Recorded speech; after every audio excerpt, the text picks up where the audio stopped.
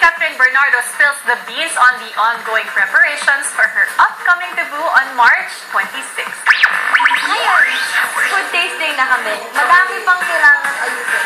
When asked if she feels nervous about turning 18, Catherine says, Hindi naman. More on na-excite din po and not the pressure. as for the question on everyone's mind, will Danielle Padilla be her escort for the debut? Parang ganun. Pupunta siya, of course.